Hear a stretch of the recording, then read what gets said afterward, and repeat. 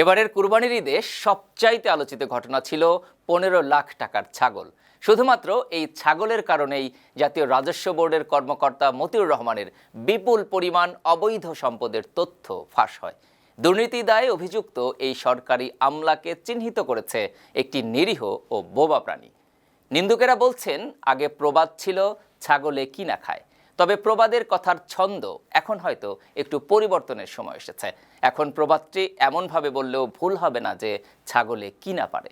সত্যিই তো, ছাগলটি দেখিয়ে দিল একজন দুর্নীতিবাজ সরকারি কর্মকর্তা কিভাবে বেশ কয়েকটি আলিশান ফ্ল্যাট, ডুপ্লেক্স বাড়ি, ব্যাংকে কোটি কোটি টাকা, অত্যাধুনিক মডেলের বেশ কয়েকটি গাড়ির মালিক হতে পারে।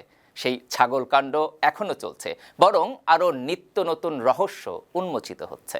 ছেলের একটি ছাগল কেনাকে কেন্দ্র করে দেশ জুড়ে বিপুল আলোচিত ব্যক্তি মতিউর রহমান। বাবার অবৈধ টাকায় ছেলের বিলাসিতার মুখরোচক গল্পও এখনো টক অব দি কান্ট্রি। মতিউরের ছেলে ওই ছাগলটি সোশ্যাল মিডিয়ায় পোস্ট করলে মুহূর্তেই ভাইরাল হয়ে যায়। ঘটে নানান অঘটন। মতিউর সাময়িকভাবে জাতীয় রাজস্ব বোর্ডের চাকরি হারানো, ব্যাংকের পরিচালক থেকে বাদ পড়ার তোপে পড়েছেন।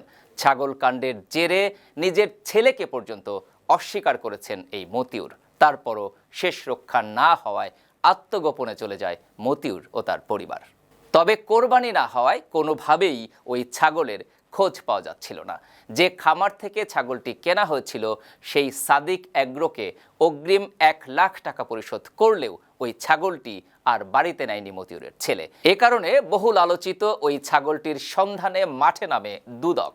এরই ধারাবাহিকতায় ২৭ জুন রাজধানীর মোহাম্মদপুর এলাকায় সাদিক অ্যাগ্রো ফার্মে অভিযান চালায় দুদক। তারপরও ছাগলটি পাওয়া যায়নি। সবশেষ সোমবার রাজধানীর অদূরে সাভারে সাদিক অ্যাগ্রোর আরেকটি খামারে অভিযানে ছাগলটি খুঁজে পায় দুদক কর্মকর্তারা। ছাগলটি খুঁজে পাওয়ার ঘটনাও চমকপ্রদ।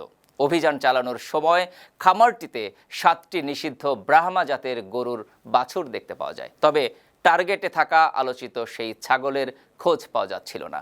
খামারের সব জায়গায় তন্ন তন্ন করে খোঁজেন দুদকের সদস্যরা।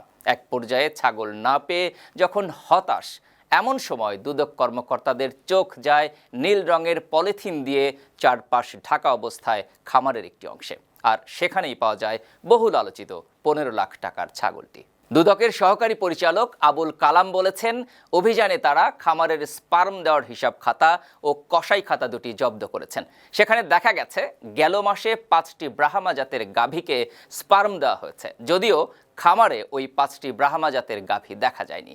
তবে এ সময় কাপড় দিয়ে ঘিরে রাখা একটি ছোট কক্ষে ১৫ লাখ টাকা দামের আলোচিত সেই ছাগলটি দেখা গেছে।